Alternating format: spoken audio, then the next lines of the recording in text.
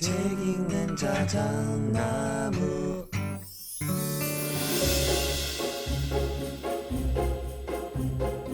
안녕하셨습니까? 겨울 아저씨 책 읽는 자작입니다. 오늘 들려드릴 책 결국 잘 되는 사람들의 태도, 지은이 앤드류 맥코널, 옮기니 안종설, 펴는 곳은 메이분입니다. 이 책의 원제목이 Get Out of My Head 거든요. 근데 번역된 제목은 결국 잘 되는 사람들의 태도라고 되어 있습니다. 책을 다 읽고 나서 그 원제목이 전달하는 메시지가 뭘까를 생각해 봤더니 아마도 부정적인 생각이나 외부 요인에서 벗어나서 스스로를 통제하는 태도를 가지라가 아닐까 추측해 봤습니다. Get out of my head 였잖아요. 그리고 번역된 제목, 그러니까 결국 잘 되는 사람들의 태도에서 사람이 잘 됐다라는 것에 물음표를 먼저 달아봤습니다. 그 친구 참 잘 됐어. 또는 그 친척의 손주가 아주 잘 됐어. 이런 말 종종 쓰잖아요, 우리. 표면적으로는 단순한 성공적인 결과를 말하는 것 같기는 한데 그게 다는 아닌 것 같다는 느낌. 왠지 그 안에는 이 내면의 평온과 지속적인 성장을 이루는 상태를 표현한 것이 아닐까. 역시 추측해 봤었는데 책에서는 바로 그것을 말하고 있더라고요. 저자 앤드류 맥코널은 2300년 전 스토아 철학에서 시작된 성공 법칙을 현대적으로 풀어냅니다. 그는 성공과 행복의 핵심은 환경이나 운이 아닌 태도에 있다고 강조했고요.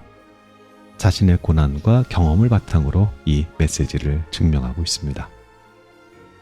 스토아 철학은 통제할 수 없는 것을 내려놓고 통제할 수 있는 자신에게 집중하라고 가르칩니다.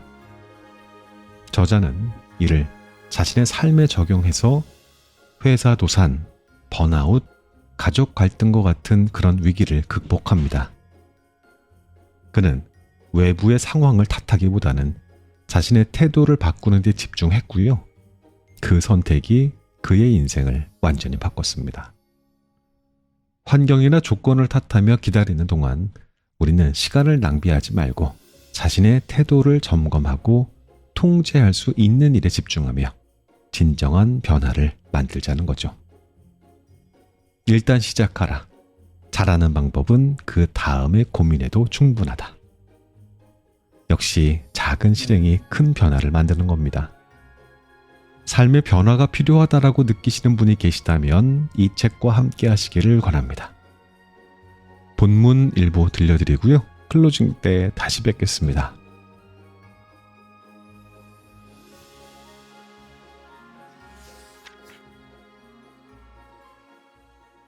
영국의 수학자이자 철학자인 엘프리드 노스 화이트헤드는 말했다. 모든 사람은 자신도 모르는 사이에 어떤 철학의 지지자이다. 세네카는 서기 1세기에 인생의 무상함에 관하여 라는 제목의 에세이에 다음과 같은 문장을 남겼다. 사람은 누구나 자기 자신을 함부로 내놓지 않으려 애쓴다. 분쟁으로 엄청난 대가를 치르는 이들도 많다. 그러면서도 우리는 우리의 인생을 잠식해오는 이들을 방관하며 심지어 앞장서서 그들에게 길을 열어주기까지 한다. 지나가는 사람에게 자기 돈을 나눠줄 사람은 아무도 없겠지만 자신의 인생을 나눠주는 사람은 수없이 많다. 재산과 돈을 놓지 않으려고 안간힘을 쓰면서도 목숨을 걸고서라도 지켜야 할 단 한 가지. 시간을 낭비하는 일에 대해서는 별로 생각하지 않는다. 2000년 전에 쓰였다는 사실이 믿기지 않을 만큼 현대의 우리에게 적용해도 아무런 무리가 없다.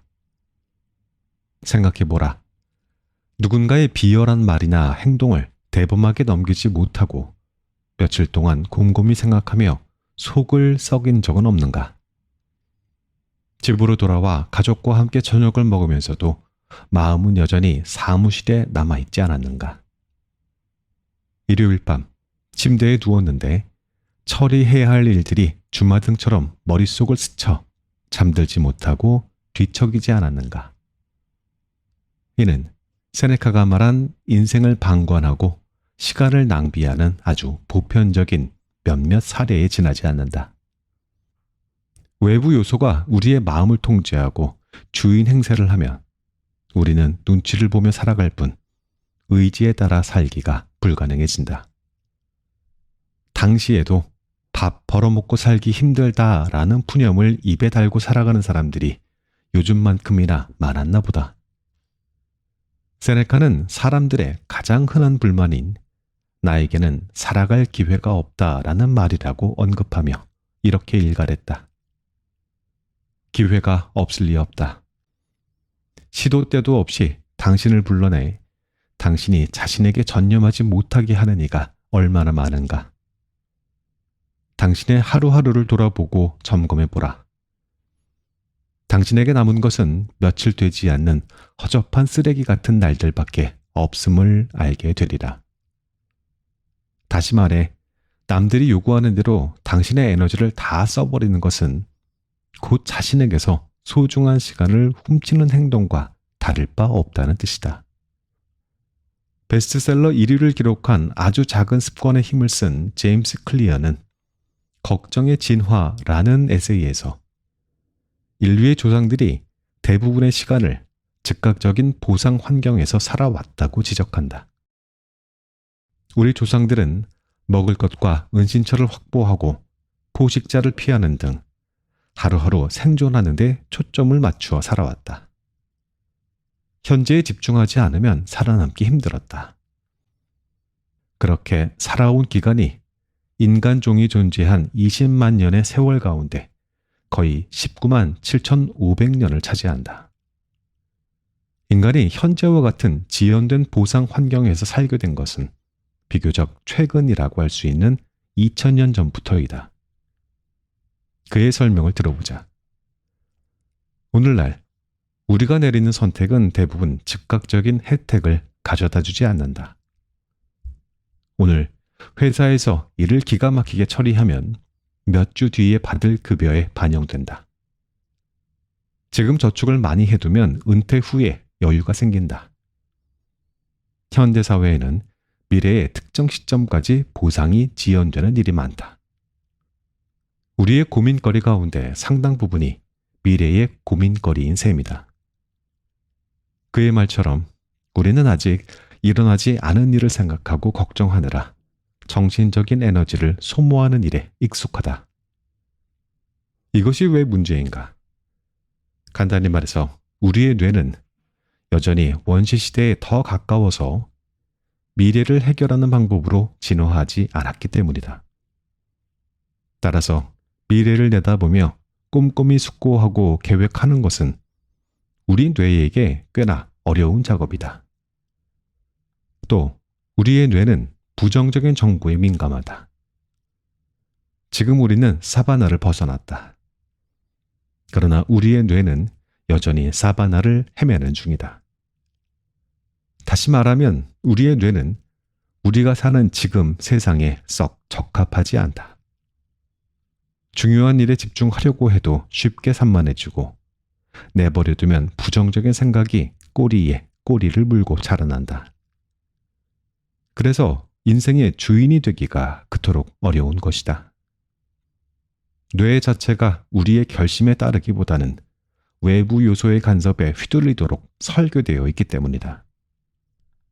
지금은 한 번도 경험하지 못한 엄청난 속도와 규모로 데이터가 생성된다.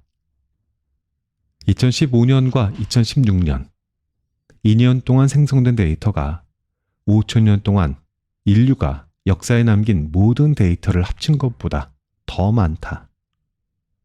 그리고 2017년에는 앞서 2년을 합친 것보다 더 많은 데이터가 생성됐다. 압도적인 정보량 앞에서 사람들은 하염없이 온라인을 돌아다닌다. 정신은 더욱 산만해지고 불필요한 생각과 소모적인 고민은 손쉽게 우리의 정신적인 자산을 탈취한다. 돈이든 마음이든 소중하고 유일한 자산을 확보하려면 정신을 똑바로 차려야 한다. 스스로 통제할 수 있는 일과 아닌 일을 구분하고 경계를 설정하고 정말 중요하게 여기는 일에 몰두함으로써 인생의 주인으로 다시 일어서야 한다. 당신이 자신을 선택하지 않으면 다른 사람이 대신 그것을 선택할 것이다. 인간은 바람을 통제할 수는 없지만 돛은 조정할 수 있다. 에픽테토스. 에픽테토스는 노예 출신이었다. 에픽테토스라는 단어는 고대 그리스어로 취득한이라는 뜻이다. 오랫동안 주인에게 철저히 종속돼 살아온 에픽테토스는 마음속에 자신만의 경계선, 즉 통제 가능한 것과 그렇지 않은 것을 분리하는 선을 긋고 그것을 벗어나지 않는 법을 배워야 했다. 그가 마음대로 할 수 있는 것은 오직 그의 마음밖에 없었다. 에픽테토스는 육신의 자유를 얻은 뒤에도 이러한 깨달음을 버리지 않았다. 로마의 황제 마르쿠스 아울렐리우스는 에픽테토스와 더불어 스토아 철학을 대표하는 인물로 손꼽힌다. 하지만 이 둘의 처지는 정반대였다. 아우렐리우스는 황제였다.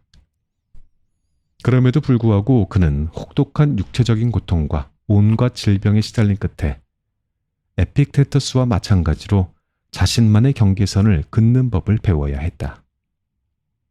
그는 자기 힘으로 완벽하게 다스릴 수 있는 영역은 제국도 도시도 아닌 오직 자기 마음뿐이라는 점을 냉혹할 만치 정확하게 인정했다.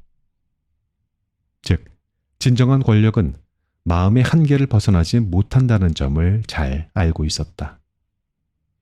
아무리 오랜 세월을 일하고 대단한 성공을 거둔 사람일지라도 그의 외적 권력은 그가 태어날 때 가지고 있던 수준을 넘어서지 못한다.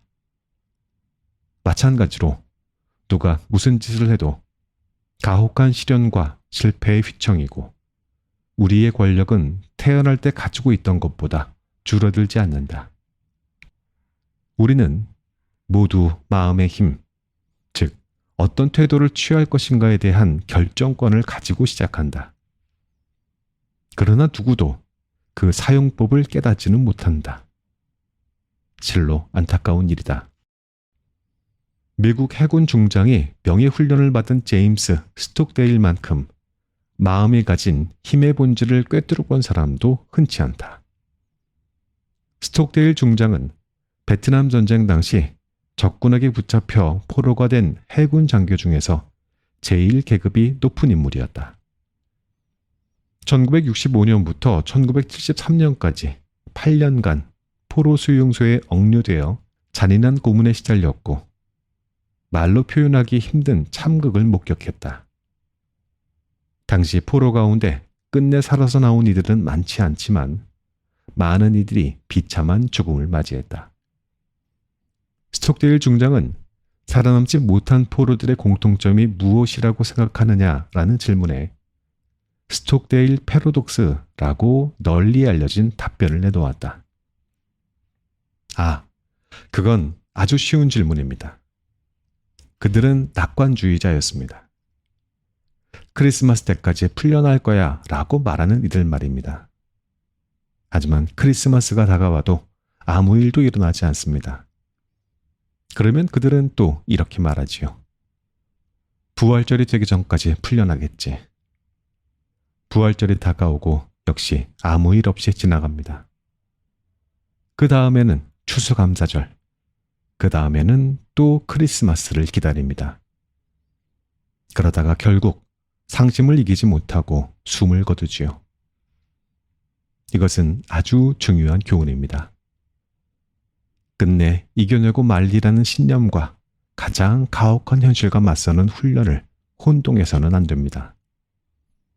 낙관적인 포로들은 임의로 시간표를 만들어 부질없는 희망을 품는다. 누군가가 언제쯤 자신을 구해줄 거라고 막연하게 기대한다. 하지만 그러한 희망은 통제 불가능한 현실에 부딪혀 산산이 부서지고 만다. 낙관적인 포로들은 마음의 경계선 긋기에 실패했다. 포로로 잡힌 상황에서 종전과 석방은 더 이상 그들의 몫이 아니다. 수용소에서 포로가 생존을 위해 해야 할 일은 따로 있다.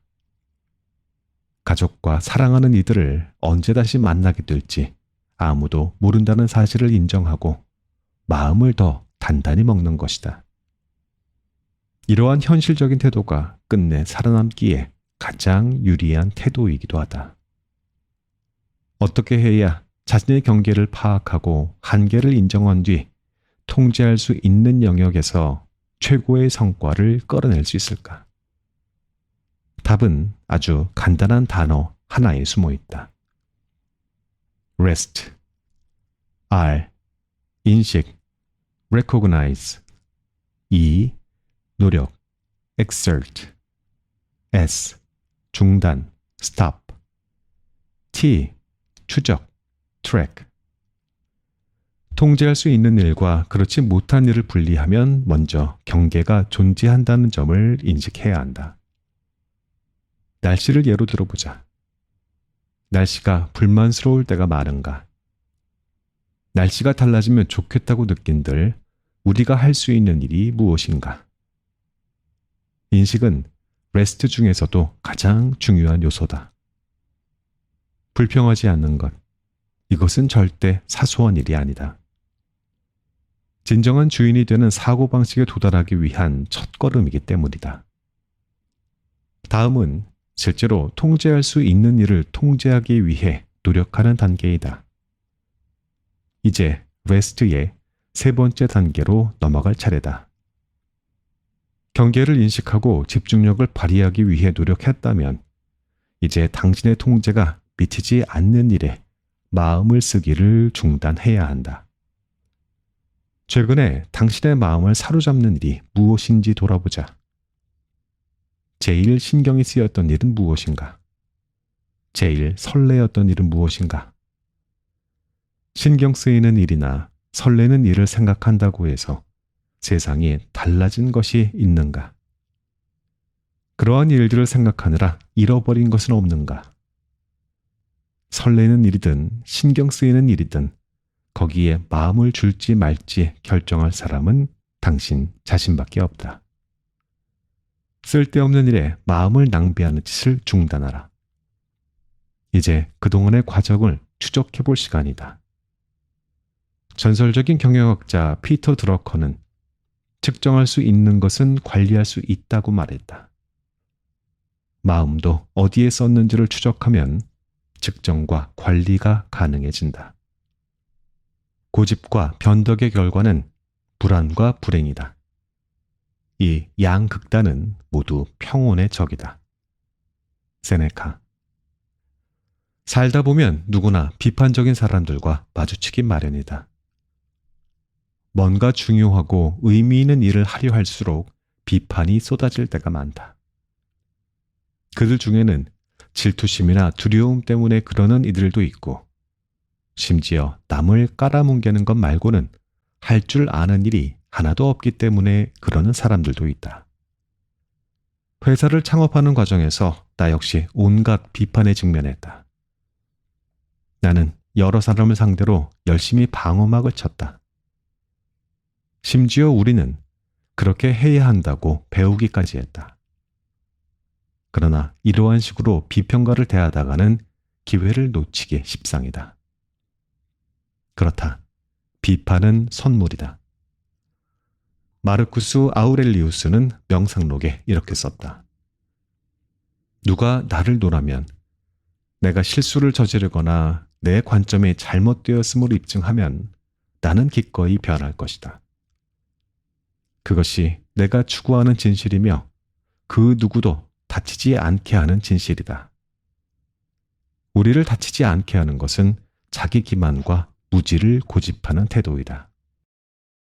비판적인 견해를 귀 담아 들으라고 해서 반드시 그들의 말을 100% 사실로 받아들이고 자기 의심의 늪에 빠져들라는 뜻은 아니다.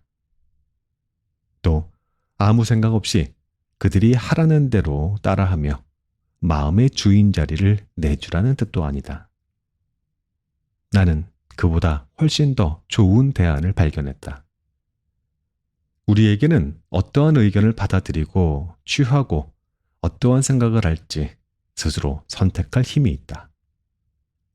스스로 마음의 주인이 되면 대문을 언제, 어떻게 열지를 결정할 수 있다. 다시 말해, 언제, 어떻게 경계를 확장하고 배움과 성장을 통해 잠재력을 키워갈지 능동적으로 선택할 수 있다. 위키피디아에 따르면 확증 편향은 자기가 원래 가지고 있던 믿음이나 가치를 확인하고 지지하는 정보를 검색하고 선호하고 기억하며 해석하는 경향이다. 생각해보라. 논쟁에서 당신 생각이 옳음을 증명하고 싶을 때 당신의 구글 검색은 어떤 양상을 보이는가? 정말로 객관적인 진실을 찾기 위한 검색인가? 아니면 논쟁에서 승리하기 위해 당신의 견해를 지지해줄 증거를 찾는 검색인가? 여기에서 승리란 무엇을 의미할까? 비판적인 사람과 대화할 때 어떻게 해야 당신이 승리했다는 소리를 들을 수 있을까? 실제로 당신이 틀렸고 당신이 그 사실을 깨닫도록 도우려는 사람이 두 손을 들어버리면 궁극적으로 제일 손해를 보는 사람은 누구일까? 우리는 종종 자기가 틀린 줄 알면서도 끝까지 밀어붙이는 일관성을 높이 평가한다. 변덕쟁이 소리를 태생적으로 두려워한다. 스토아 철학자들은 반대로 일관성보다는 진실을 앞세워야 한다고 조언한다. 반대의 증거가 제시되었을 때조차 일관성을 유지하려는 고집은 잘못된 사고방식에 마음이 종속되는 결과를 초래할 뿐이다. 그러한 마음을 바로잡는 유일한 방법은 자신의 비판이든 타인의 비판이든 비판의 목소리에 귀를 기울이는 것밖에 없다.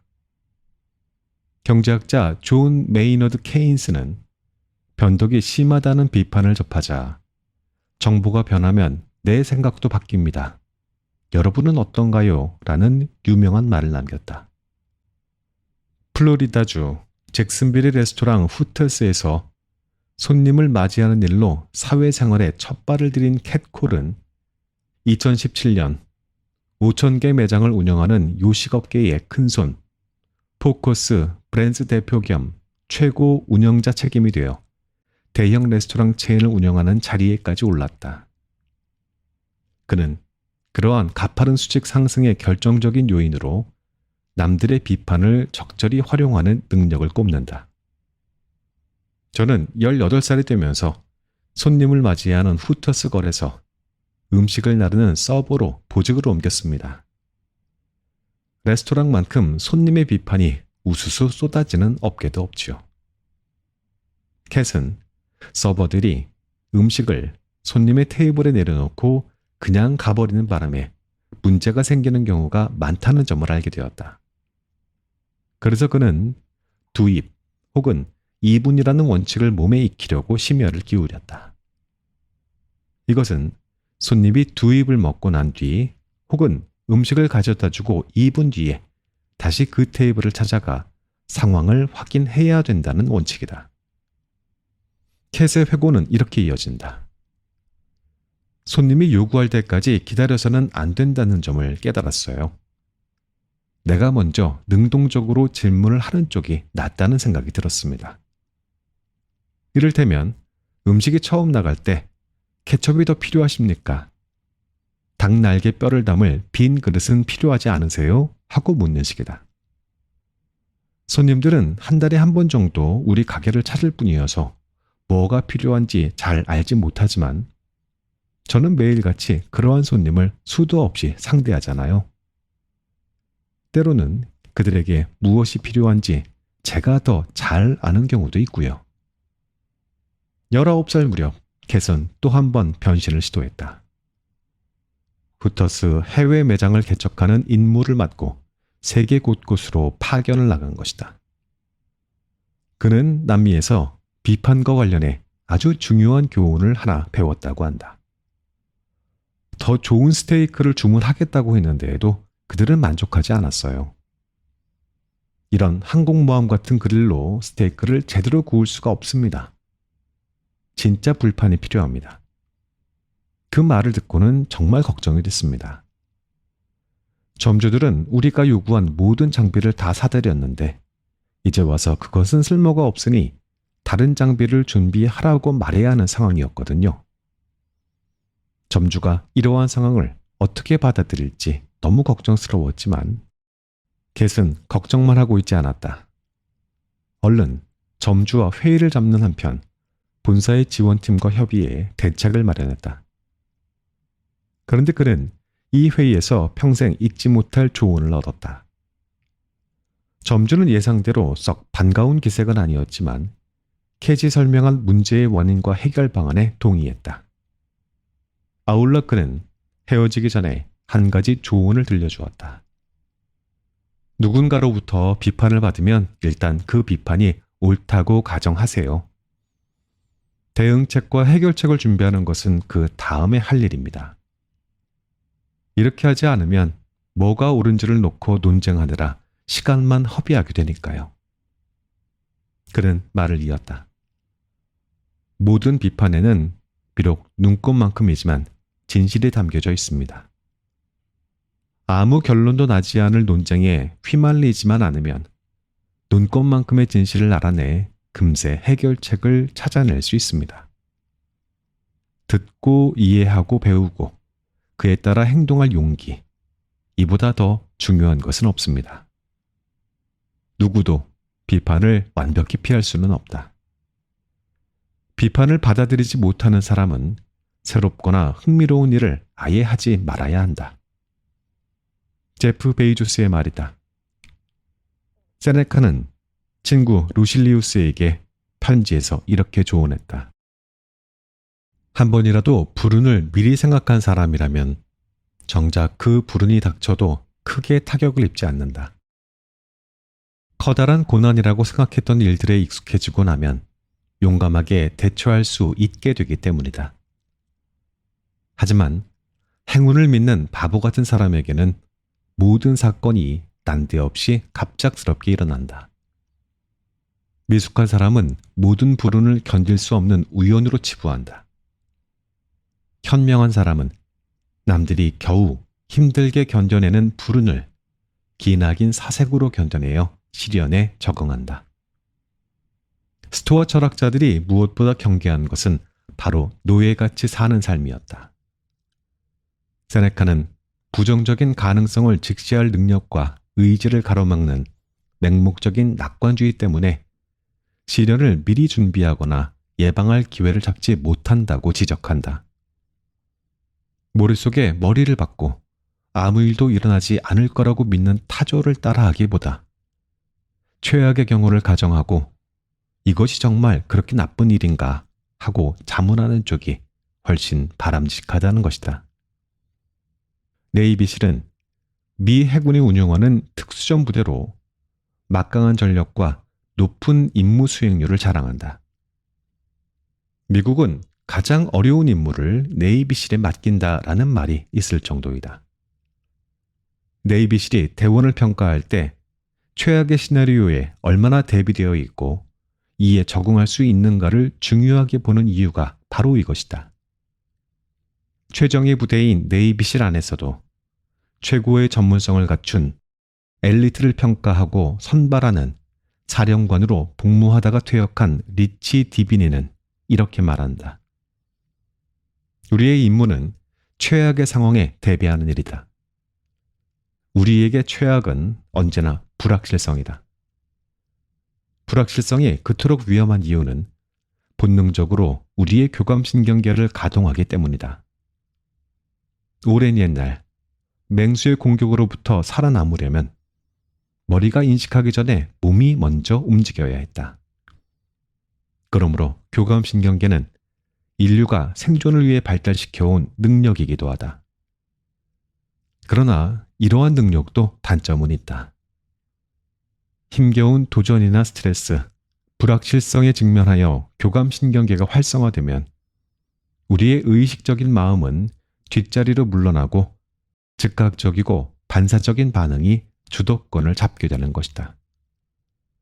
한마디로 합리적인 사고를 통해 판단하는 것이 아니라 아무 생각 없이 행동하는 상태가 되는 셈이다. 리치는 이어서 말한다. 이러한 상황을 원하는 사람은 아무도 없다. 불확실한 환경에서는 어떠한 행동을 하기 전에 먼저 내가 무엇을 상대하고 있는지를 파악해야 한다. 자신이 무엇을 상대하는지를 알아야 내가 어떻게 해야 할까라는 질문을 던지고 답을 찾을 수 있다. 이러한 과정이 원활하게 진행되기 위해서는 의식적인 사고를 할 줄 알아야 한다. 우리는 머리에 보트를 이고 몇백 시간씩 바닷가를 뛰었고 커다란 전신줄을 들고 달리기도 했다. 실제로 임무를 수행하는 동안 내가 머리에 보트를 이고 달린 적이 몇 번인지 아는가? 전신줄을 달고 달린 적은 한 번도 없다. 훈련은 그러한 기술을 익히자는 게 아니라 특정한 속성, 즉 어떠한 환경에 처하더라도 이겨내는 내 입실 특유의 근성을 가진 대원을 가려내기 위한 것이었다. 우리는 대원들의 자연스러운 신체 반응이 신경계의 납치 수준에 도달할 때에도 부교감 신경계를 가동해 의식적인 사고와 의사결정을 할 수 있도록 훈련하고 싶었다. 마음의 체육관은 대원들이 마음과 신체적인 반응 사이의 관계를 이해하도록 돕는 목적으로 고안되었다. 대원들이 자기 신경계 전체와 협력 관계를 맺도록 이끄는 것이 훈련의 목적이었다. 리치는 고도의 불확실성과 극도의 스트레스 상황에서 의식적인 마음을 활성화시키는 최고의 방법이자 유일한 방법은 불확실성이 지배하는 영역을 가능한 한 최소한의 범위로 좁히는 것뿐이라는 점을 알게 되었다. 상황이 확실해질수록 불확실성의 영역은 그만큼 줄어든다. 인간이 멀티태스킹이 가능하다라는 말은 신화에 지나지 않는다. 실제로는 임무의 전환이 가능할 뿐이다. 하지만 전환이 이루어질 때마다 인지력의 부하가 가중되어 동원 가능한 정신력은 줄어들기 마련이다. 따라서 극도의 불확실한 상황에서는 비축해둘 정신력이 남아나지 않는다. 필요한 기술을 완벽히 익혔다고 해서 불확실성이 사라지지는 않지만 최악의 결과를 어느 정도 예방할 수는 있다. 예측하기 힘든 뜻밖의 사고가 터졌을 때 철저하게 준비한 사람일수록 유리한 고지를 차지하게 된다. 사자와 히드라, 멧돼지 및 기타 모든 위험이 없었다면 헤라클레스는 어떻게 되었을까? 그저 침대 위에 누워 계속 잠만 잤을 것이다. 2020년 2월 코로나 바이러스의 파도가 본격적으로 몰아치기 한 달 전부터 우리는 심상치 않은 조짐을 포착했다. 여행이 전면적으로 금지되었으나 이때만 해도 매출의 90%가 미국에서 발생하는 우리 회사는 팬데믹의 여파를 정통으로 맡고 있지는 않았다. 하지만 바이러스는 국경을 가리지 않는 법이다. 현실은 내가 생각했던 최악의 시나리오보다 10배는 더 아프게 돌아갔다. 한 달 전에 이미 원격 근무 체제에 돌입한 우리 회사는 매주 화상으로 임원회의를 진행하고 있었다. 나는 화면에 보이는 최고 재무 책임자 캐런에게 물었다. 수입이 제로가 된다고 가정하면 우리가 몇 달이나 버틸 수 있을 것 같습니까? 캐런이 대답했다. 6개월도 못 버티죠. 임원들의 낙담한 얼굴이 컴퓨터 화면을 가득 메웠다. 그때 클리프가 말했다. 그 여분의 시간을 활용해서 낭떠러지를 건너갈 다리를 만들면 되지 않을까요? 지금 당장은 이러한 상황이 언제까지 이어질지 아무도 알지 못합니다. 석 달이 걸릴지 3년이 걸릴지 누가 알겠습니까? 하지만 비용 절감과 수입 증가를 통해 우리의 수명을 하루에 이틀씩 늘려나가면 적어도 낭떠러지를 건너갈 기회를 만들 만큼은 버틸 수 있을 겁니다. 모두들 동의한다는 뜻으로 고개를 끄덕였지만 딱히 묘안이 떠오르지 않았다. 그때 어떤 아이디어가 뇌를 스쳤다. 두 발 전진을 위한 한 발 후퇴를 선택하면 상황이 달라질지도 모릅니다. 생각해 보십시오. 우리 고객들이 살아남지 못하면 우리가 아무리 많은 시간을 번들 무슨 소용이 있겠습니까? 따라서 지금 당장 우리가 할 일은 그들을 돕는 일입니다. 내 말이 끝나기 무섭게 캐런이 물었다. 물론 맞는 말씀입니다. 하지만 어떻게 돕죠? 그들을 위해 더 많이 일하면 됩니다. 그것도 지금보다 싼 가격으로요. 이틀 후에 우리는 모든 고객에게 연락을 취해 다음의 메시지를 전달했다. 6월까지 우리가 하는 모든 비용을 절반으로 할인해 드리겠습니다. 지금은 누구에게나 아주 힘든 시기이고 앞으로 몇 주 혹은 몇 달 동안 더 힘들어질 가능성이 큽니다. 그래서 이번 사태가 끝나고 어느 때보다도 우리의 도움이 필요한 날이 올 때까지 당신이 더욱 싼 비용으로 우리와 관계를 유지하기를 원합니다. 어떻게 이러한 발상이 가능했는지 궁금할 것이다. 수입이 줄어드는 만큼 지출도 줄이는 것이 비결이라면 비결이다. 가격 인하로 인한 수입 손실을 상쇄하기 위해 회사의 모든 인원이 막대한 급여 삭감을 감수하는 믿기 힘들 만큼 용감하고 이타적인 결정을 내린 덕분이었다. 시간이 지날수록 우리 덕분에 오히려 기록적인 실적을 올렸다고 기뻐하는 고객도 늘어났다. 심지어 어느 고객은 이렇게 말하기도 했다. 말로는 우리는 하나다라는 업체가 수없이 많았지만 그 말을 실제 행동으로 보여준 사람들은 당신밖에 없었습니다. 인류가 바이러스의 정체를 알아내기 훨씬 전부터 에픽테토스는 위기에 관해 이렇게 말했다. 인생의 모든 어려움은 우리에게 내면을 돌아보고 잠재된 내면의 자원을 끄집어낼 기회를 가져다 준다. 우리는 시련을 통해 더 강해지고 마땅히 그래야 한다. 깊이 파고들라. 너희에게는 너희가 미처 알지 못했던 힘이 있다. 올바른 힘을 찾아내고 활용하라. 에픽테토스는 아무리 열심히 준비한다고 해도 모든 난관과 위기를 막지는 못한다는 것을 알았다. 또 그는 가장 힘든 난관이 닥칠 때 우리는 더욱 성장하고 우리의 능력이 어디까지인지를 깨닫게 된다고 생각했다. 불운이라고 하기보다는 위기를 성장과 발전의 기회로 삼아야 한다는 것이 스토아 철학자들의 조언이다. 실제로 위기는 우리가 누구인지를 결정하는 경우가 많다. 이소룡은 이렇게 썼다.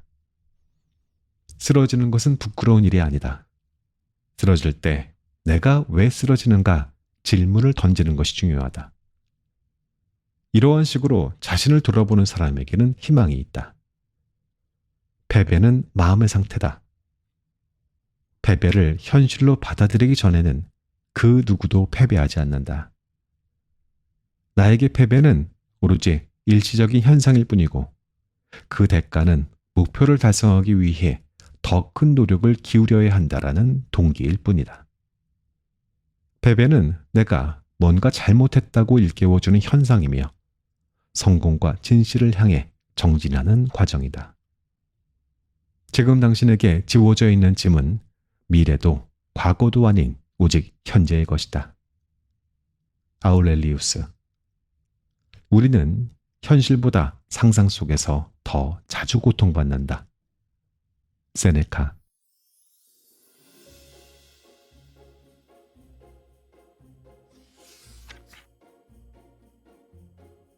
이 책의 낭독은 여기까지 하겠습니다. 주요 메시지는 삶의 주인이 되기 위한 실천이라는 주제로 요약할 수 있겠죠? 철학자 세네카와 에픽테토스의 스토아 철학부터 현대 심리학자와 경영학자의 사례까지 이 책은 우리가 어떻게 마음의 평온을 유지하며 살아갈 수 있는지를 다각도로 탐구합니다. 제가 들려드렸던 부분을 잠시 정리를 해보면 이렇습니다. 첫째, 시간을 낭비하지 말라는 겁니다. 먼저 세네카의 경고에 주목할 필요가 있었어요. 그는 사람들이 물질적인 손실에는 민감하면서도 시간이라는 가장 귀중한 자원을 너무 쉽게 내어준다고 말합니다. 이는 현대를 사는 우리에게도 매우 유효하죠. SNS를 끝없이 스크롤하거나 타인의 시선에 얽매여서 시간을 낭비하는 모습이 여기에 해당된다고 볼 수 있어요. 시간을 되돌릴 수 없다라는 점에서 우리의 에너지와 주의력을 어디에 쏟아야 할지 신중히 고민해야 한다라는 메시지는 날카롭고도 현실적이었습니다. 둘째, 통제와 비통제를 경계하자라는 건데 이 말이 뭐냐면 우리가 통제할 수 있는 것과 통제할 수 없는 것을 분리해야 한다고 말하는 겁니다. 이것을 REST라는 간단한 프레임워크로 풀어냈었는데 R, recognize, 인식, E, exert, 노력, S, 중단, stop, T, 추적, track, 단계로 구성했었었죠. 예컨대 날씨를 불평하는 것은 무의미한 낭비입니다. 우리가 통제할 수 없는 영역에 집착하기보다 내 행동과 태도를 중심으로 삶을 조율해야 한다라는 그의 철학은 여전히 우리에게 실질적인 도움이 됩니다.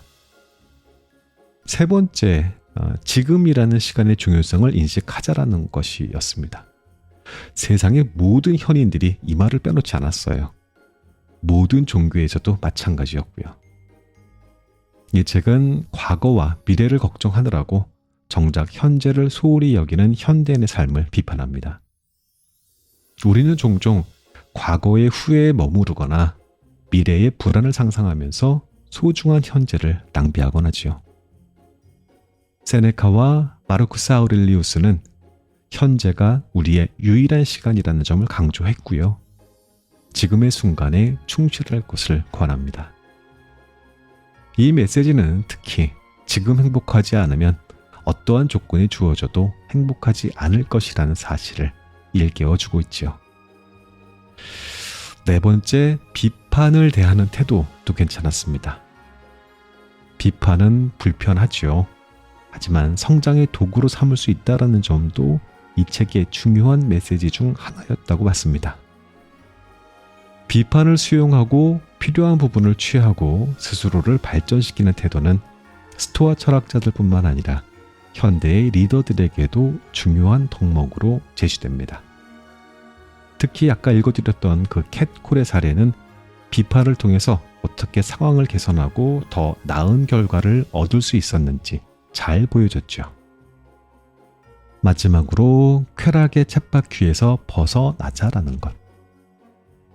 인간이 본능적으로 더 많은 것을 추구하지만 그것이 반드시 행복으로 이어지지는 않는다라는 점을 상기시켰습니다. 스토아 철학자들은 진정한 부는 소유에 있지 않고 욕망을 줄이는 데 있다고 강조했죠. 이와 연결해서 우리가 이미 가진 것에 감사하고 충만함을 느낄 수 있는 삶의 태도를 제안합니다.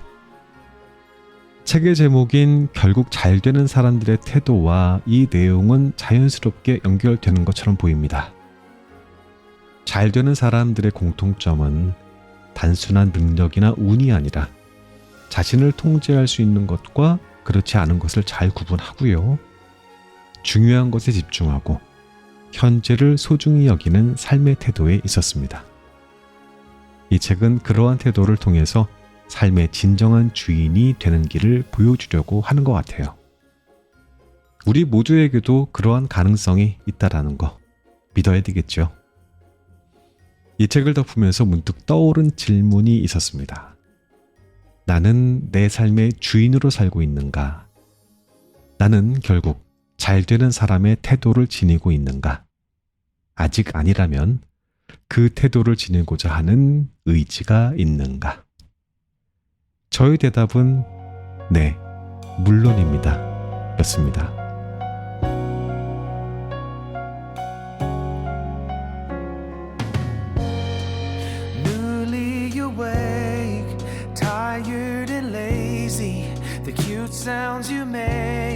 while sipping your coffee.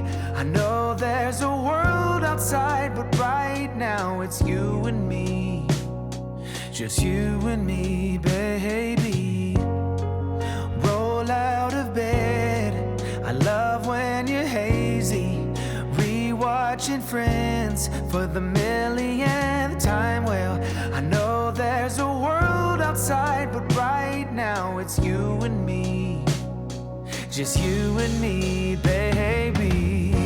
Yeah, I did my time, the ups and downs, but now life's been treating me kindly.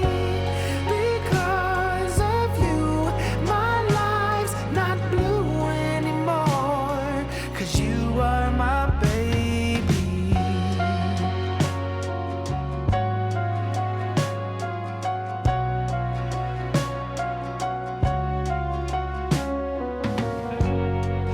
Don't go to work, we'll stay here forever. We'll dance around the kitchen, making breakfast together. I know there's a world outside, but right now it's you and me. Just you and me, baby. Yeah, I did my time, the ups and downs, but now life's been treating me kindly. Because of you, my life's not blue anymore. 'Cause you are my baby. Love how you sing along to your favorite song. How you dance like nobody's watching. Wouldn't change a thing. This is all I need. Can do anything 'cause you are my baby. Yeah, I did my time, the ups and downs, but now life's been treating me kindly. Because of you, my life's not blue anymore. 'Cause you are my baby. 'Cause you are my baby. 'Cause you are my baby.